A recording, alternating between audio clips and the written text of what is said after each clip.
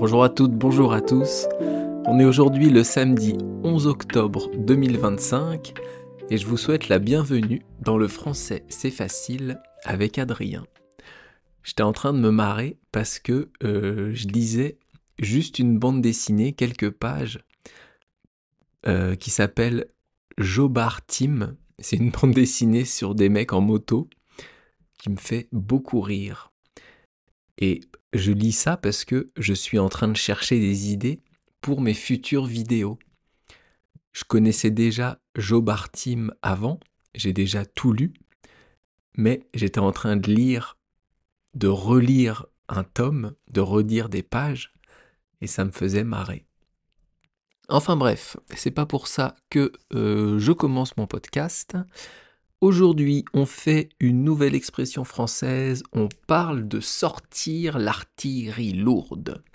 Attention, ça rigole pas. Mais avant, bien évidemment, je vais vous parler un peu d'un truc que j'ai vu à la télé tout récemment et que je n'avais plus vu depuis des années.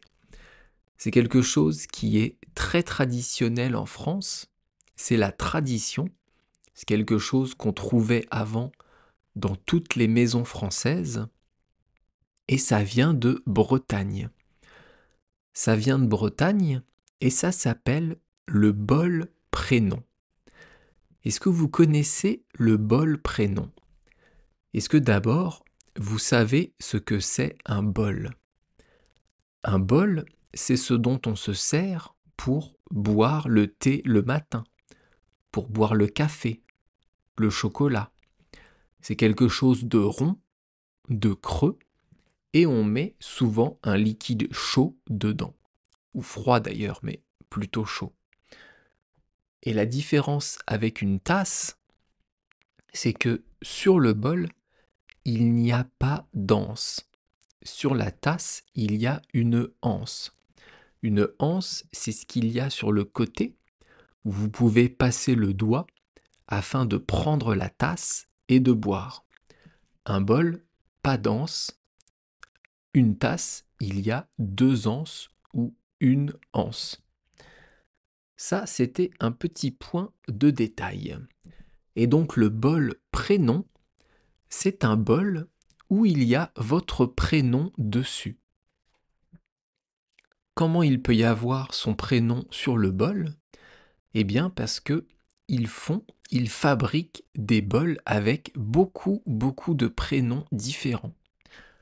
En général, ce bol est blanc, avec un liseré bleu au-dessus. Un liseré, c'est une petite trace bleue tout en haut. Ça fait tout le tour du bol. Et il y a le prénom juste en dessous. Ça peut être évidemment Adrien. Il y a des bols prénoms avec marqué Adrien dessus. D'ailleurs, j'en avais un quand j'étais enfant. Mes grands-parents, je ne sais plus lequel, en Bretagne m'avaient offert un bol prénom, un bol à mon nom. Et donc tous les matins, je buvais mon chocolat chaud dans ce bol. Alors aujourd'hui, je ne sais plus où est ce bol. Je pense que je l'ai cassé ou je ne sais plus où il est. Je l'ai perdu peut-être. Mais si je voulais, je pourrais en racheter un. Alors moi, c'était en Normandie. C'est à côté de la Bretagne. C'est un département de France collé à la Bretagne. Et j'ai passé toutes mes vacances d'enfance, quand j'étais enfant, en Normandie. Donc j'avais un bol prénom chez mes grands-parents, là-bas, en Normandie. Et j'adorais ce bol. Et au fur et à mesure du temps, on oublie, on ne pense plus à cela. Il y a quelques jours, j'ai vu à la télé une émission de cuisine. J'adore regarder les émissions de cuisine à la télé, surtout en mangeant, c'est magnifique. Regarder de la cuisine en cuisinant et en mangeant, c'est sublime. Enfin bref. Qu'est-ce que je disais? Oui, et donc, dans cette émission, il nous présentait les fabricants, ceux qui font les bols prénoms. Et ça m'a rappelé beaucoup de souvenirs d'enfance. Donc vous qui êtes étranger, qui apprenez le français, alors ça va dépendre de votre prénom. Je pense aux Asiatiques, aux Chinois, aux Japonais, aux Thaïlandais, etc., etc. Peut-être même aux Africains, tout ce qui est Nord-Afrique.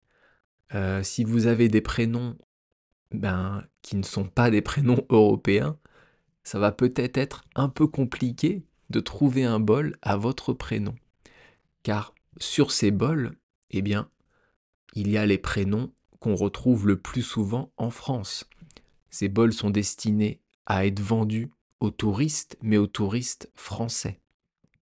Donc peut-être que si vous vous appelez Sakura ou, je sais pas, Mustapha, ça va être compliqué de trouver un bol prénom à votre nom. Mais je pense qu'on peut le commander. J'ai pas vérifié sur l'entreprise, sur le site de l'entreprise, mais c'est possible qu'on puisse commander un bol à son prénom. Et comme ça, vous aurez un bol prénom français, breton, à votre prénom, à vous. Et ça, c'est sympa, non? Vous pouvez aussi en offrir à votre femme, votre mari, à vos enfants, vos parents. Je trouve que c'est un beau cadeau qui ne coûte pas grand-chose et qui est assez original. Et maintenant, on va passer à la suite des conjonctions de coordination. On a déjà vu le ni, le mais, le ou, le et là on va voir le donc. Alors, en préparant ce podcast, j'ai vu que depuis 2021, le donc n'était plus une conjonction de coordination, mais un adverbe. Alors, moi, je vais pas vous parler de ça, j'en ai rien à foutre, je vais le laisser dans les conjonctions de coordination, parce que c'est tellement plus simple à comprendre. Le donc, il exprime la conséquence de quelque chose. Il se passe une chose, et après, une autre chose qui est la conséquence de la première. Je vous donne des exemples. Il est fatigué, donc il n'ira pas au sport. C'est à cause du fait qu'il est fatigué qu'il ne va pas au sport. Il se passe quelque chose, le fait qu'il soit fatigué, et donc c'est une conséquence. Il n'ira pas au sport. N'ira, c'est la négation du verbe aller au futur.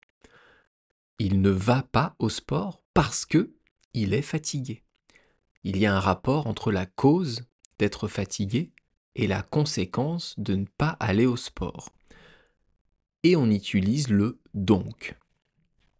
Un autre exemple, j'ai faim, donc je vais manger. Parce que j'ai faim, je vais manger. C'est une conséquence du fait d'avoir faim. On mange parce qu'on a faim. On a faim, donc on mange. Toujours un rapport cause-conséquence. Je vous donne un dernier exemple, un tout petit peu plus compliqué. Nous avons bien travaillé, donc nous avons mérité du repos. Ici, vous avez deux temps qui sont le même temps, c'est le passé composé. Deux verbes, qui sont le même temps, n'importe quoi. Nous avons bien travaillé, donc nous avons mérité du repos. Il y a deux passés composés, mais ça ne change rien. Il y a toujours un rapport entre la cause, le fait d'avoir bien travaillé, et la conséquence d'avoir gagné son repos, d'avoir mérité du repos. Et donc, voilà, encore une fois le donc, on utilisera donc. Rapport cause-conséquence. Ça, c'est le premier emploi de donc. Il y en a un deuxième qui est moins utilisé, qui est moins connu, mais franchement, on l'utilise aussi en français. Donc, c'est bien de le connaître. J'ai encore utilisé donc parce que nous utilisons le deuxième emploi de donc il faut l'apprendre. C'est une conséquence de la cause. Alors, le deuxième emploi de donc, c'est pour renforcer la valeur d'une idée. C'est pour renforcer le poids d'une phrase. Je vous donne un exemple. Si je vous dis « Laisse donc, il ne veut pas travailler ». Laisse donc, il ne veut pas travailler. Cette personne ne veut pas travailler, donc je vous dis « laisse donc ». Ça renforce le mot « laisse ». Si j'avais dit « laisse, il ne veut pas travailler », c'est tout à fait correct, mais « laisse donc », ça veut dire que vraiment, on a tout fait pour le faire travailler, mais il ne veut pas. C'est des choses qui se sont passées, mais il ne veut pas travailler. Laisse donc, ça renforce le fait de laisser, le mot laisse. Un autre exemple, pour que vous puissiez bien comprendre ça, je vous dis une question. Qui est-il donc? Alors, qui est-il? C'est factuel. Je demande qui est cette personne, qui est ce monsieur. Mais qui est-il donc? Ça renforce la question. Ça renforce le fait que je veuille savoir qui est cette personne. Ça vient vraiment apporter du poids, comme si je me demandais ça depuis des heures, comme si j'avais déjà cherché, mais que je ne trouvais pas. Qui est-il donc? Ça renforce le qui est-il, ça donne du poids à la question. J'espère que vous comprenez. Donc il y a deux emplois de donc. Le rapport entre la cause et la conséquence, donc c'est exprimer la conséquence de quelque chose. Et le deuxième emploi, renforcer la valeur d'une idée, renforcer la valeur de la phrase, donner du poids à ce qu'on a dit avant. Et en parlant de poids, on va passer maintenant à l'expression du jour, sortir l'artillerie lourde. Ça, c'est de la transition de professionnel. Alors sortir, c'est quoi? Sortir, je pense que vous connaissez, c'est le contraire d'entrer dans un lieu. Quand on va entrer dans une maison, après, on va en sortir. Ce n'est pas entrer, c'est sortir, aller dehors. Mais sortir, ça peut aussi être sortir quelque chose d'un endroit, comme sortir un stylo de sa poche. Là, j'ai un stylo dans ma poche, je vais le prendre, je vais le sortir. Ça peut être aussi sortir la voiture du garage. On peut donc soi-même sortir en disant je sors de la maison, ou alors sortir quelque chose. Je sors la voiture du garage. Ensuite, on a le mot l'artillerie. L'artillerie, c'est du vocabulaire militaire. C'est l'armée. Ce sont les armes comme les canons, comme les bombes. Il y a d'autres mots, il y a d'autres éléments d'artillerie comme les fusils. Donc l'artillerie, c'est un type d'arme, un type de corps d'armée. Il y a aussi d'autres corps dans l'armée. On peut retrouver la cavalerie, c'est sur des chevaux. L'infanterie, c'est les hommes à pied. J'allais dire les navals. La marine, ça c'est mieux. Ce sont les hommes sur les bateaux. Donc l'artillerie, c'est les armes, comme des canons, des bombes. Et lourde, c'est un adjectif. On l'a mis ici au féminin parce que artillerie est un mot féminin. On dit une artillerie. Et lourde, c'est donc les grosses bombes, les gros canons. Lourd, c'est le contraire de léger. On a l'artillerie lourde et l'artillerie légère. Donc sortir l'artillerie lourde, le sens de cette expression, c'est plutôt un sens figuré. Ce n'est pas à prendre au sens premier du terme. Ça peut être utilisé dans une guerre, mais en général, quand on utilise cette expression, nous ne sommes pas en guerre. En fait, sortir l'artillerie lourde, c'est employer tous les moyens nécessaires pour arriver à son objectif, pour arriver à ses fins.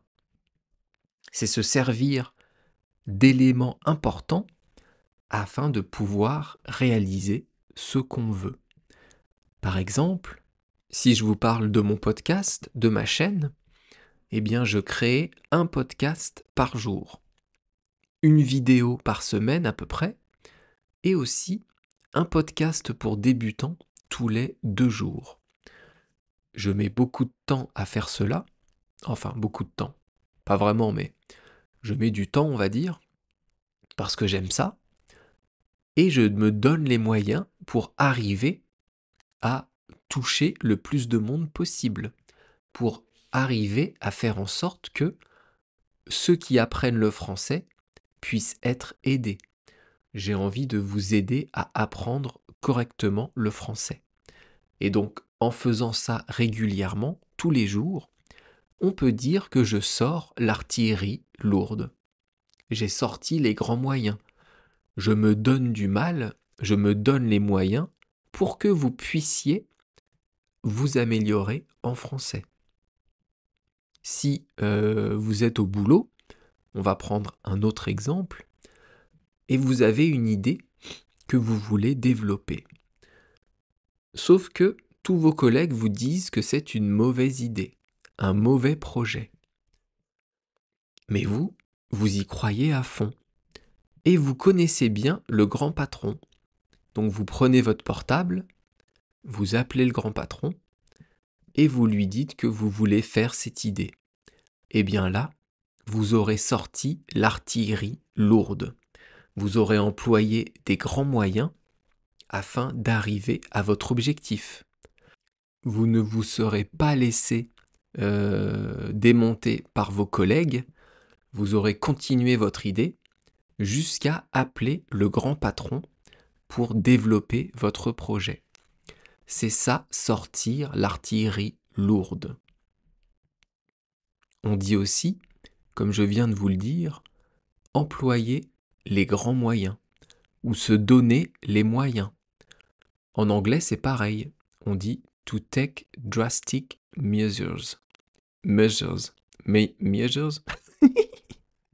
Ah, l'accent de merde. To take drastic measures. Voilà, très bien. C'est prendre des mesures drastiques. On peut dire ça aussi en français, hein, ça existe. Mais sortir l'artillerie lourde, c'est une bonne expression que vous pouvez utiliser un peu partout.